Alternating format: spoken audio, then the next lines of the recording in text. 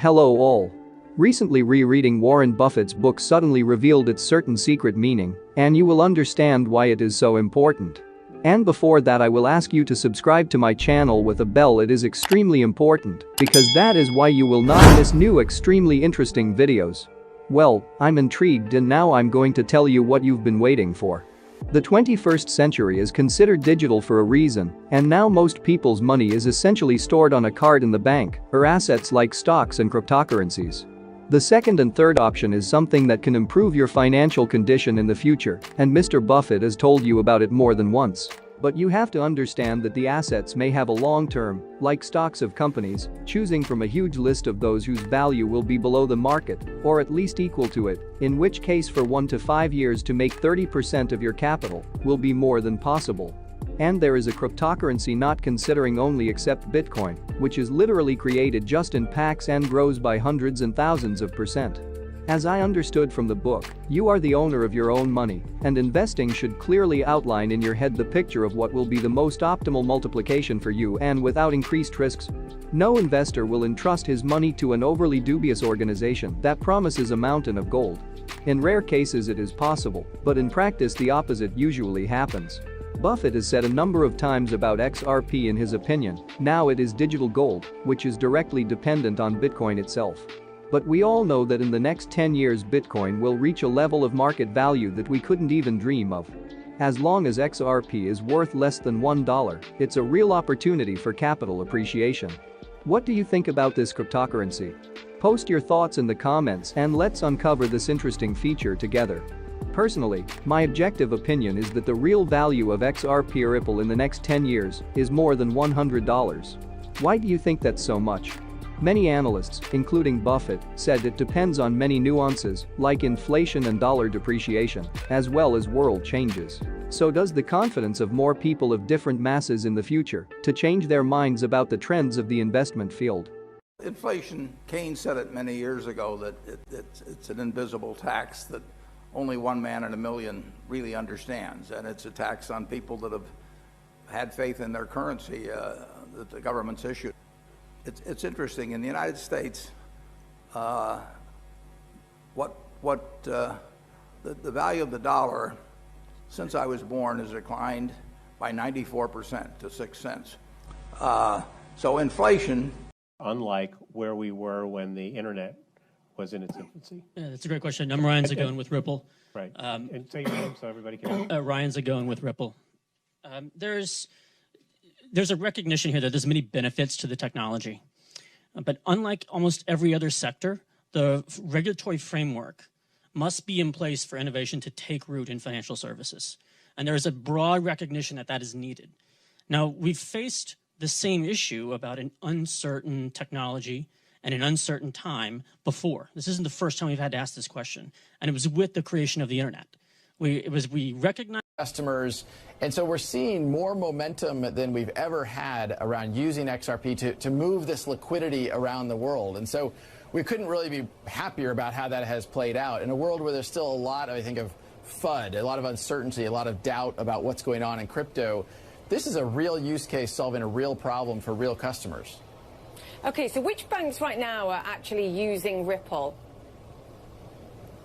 We have signed up about over 200 banks around the world. Some of those banks just use our software to do that debit and credit, fiat to fiat, and some of them are using XRP in those flows. We have banks like Santander that we've been working with for years and are moving lots of volume through the Ripple's technology. And then, as I mentioned earlier, payment providers like MoneyGram or RIA or Asimov that are using XRP actually to move that liquidity and really reducing their cost and improving the product. Just in terms of the transactions, though, that you're seeing using Ripple, what proportion of those actually use XRP versus direct? And just where do you see that ratio going? I'm just trying to get a sense of sort of how much XRP itself is actually used as part of the Ripple platform. So I would say the order of magnitude, the way to think about it, is similar to the proportion of customers. So if we've got, I don't know, a couple hundred customers we have launched, 10 to 15 of them we've talked about using XRP. I would use that ratio as the total ratio between what's happening with Ripple's technology overall. XRP, like Bitcoin and other cryptocurrencies, has been volatile. I asked Brad if the message to investors is don't use XRP to speculate. People are going to speculate on different asset classes. People speculate on gold, currencies. I mean, you name it, people are going to speculate. When we think about this, and what I've said very publicly is I think the long-term value of any digital asset is going to be derived from the utility it delivers. There is a lot of hype in the crypto market space. We've seen that even recently. A lot of attention around what's going on with Libra and Facebook's announcement around Libra. Today, that's just a white paper. So how can we take payments global? So we've talked a little bit about SEPA today. Fedor has some APIs to tap into that. So wouldn't it be cool if you had euros in any bank account, say like Deutsche or Credit Suisse, and you could actually send those euros to another account within SEPA, which is pretty fast clearing, but have that money converted into dollars, yen, or whatever other currency is actively trading on the Ripple network? That would be pretty freaking cool. So how are we going to do this? Well, Fedor's got some pretty cool APIs. Ripple also has some APIs, so maybe we can put them together to create this experience. That would be awesome. Yeah. So Patrick already alluded to this, but I'll just reiterate, even though we're API-rits, we need to respect the rules of the high seas of finance, including things like KYC and AML. You might have heard of them. Those can be expensive costs for developers to maintain, so I'm happy to see that Fedor is providing those solutions for the innovators in this space. So let's talk about the links in the chain a little bit to actually make a cross-currency transaction happen. Before I do that, I want to talk a little bit about what a Ripple gateway is. So Fedor is actually acting as a Ripple gateway after their integration. And what that means is that they are holding customer deposits in euros, and if a customer wants to transfer that money through Ripple, they can represent that euro balance on Ripple and send it through. So you can think of a gateway as kind of like a pseudo bank, right? They take in a deposit and they issue you a balance. So we have actors on the Ripple network today that aren't even actually traditional banks that are doing this type of thing. SnapSwap was referenced, and that's going to be a partner of Fedor for settling in US dollars. So gateways sync external payments with corresponding Ripple transactions. Ripple Labs has created a software framework called Gateway D that it can be integrated with external payment systems. So you can write custom code that connects to Gateway D so that those payments are mirrored in real time onto Ripple.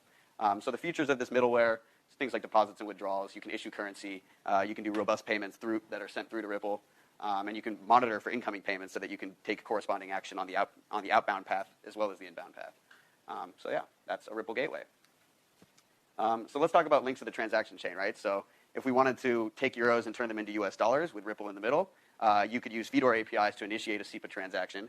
You could then have a gateway D set up to monitor for that transaction. Once it actually confirms the receipt of those euros, it can mirror a corresponding payment onto Ripple and send it through into a different currency. So that's the last piece of the chain. All good? Bring in Alex Holmes. He is the chair and CEO of MoneyGram. Alex, look, welcome to the program. We really like to have people on the show who are not taking advantage of this, but I would say a new kind of company that benefits from this new economy. Are your transactions up a lot at MoneyGram? Yes, sir, they are. As a matter of fact, it's been quite a transition for this company over the last couple of years. We have seen a tremendous surge in digital transactions over the last 2 years, and really an incredible surge over the last quarter since the pandemic really set in. 106% growth last quarter in digital transactions, and about 27% of our total company transactions. So definitely have seen a tremendous increase as consumers, look for coronavirus safe ways to send and receive money. I'm an old-fashioned kind of guy. I like to write checks. Are my days as a check writer numbered? My standing joke on that is I think you can continue to write checks, but the people in line behind you probably aren't going to appreciate it very much. But yeah, I think they probably are, and I think Corona is definitely another step towards that digitization. I think contactless payments, online digital payments, mobile type devices will continue to see an increase in utilization as we go forward all over the world, not just here in the U.S. How long before we see the end of cash, notes and coins? Yeah, that question's been out there for forever. I will tell you, cash still is the predominant form of payments anywhere in the world. It is, by far the most ubiquitous and liquid for anybody in a market anywhere in the world. That being said, I think the growth in digital has been absolutely tremendous. The World Bank, which is probably the foremost expert in terms of remittances and cross-border payments, says that this market will be 50% digital by 2022, and that was before the virus. So I certainly think that there will continue to be pressure on cash, but I think it will be around for quite a long time. MoneyGram, well positioned. Chair and CEO Alex Holmes joins us. Thanks very much, Alex. We appreciate you being here. Thank you. Thank you, sir. Appreciate it.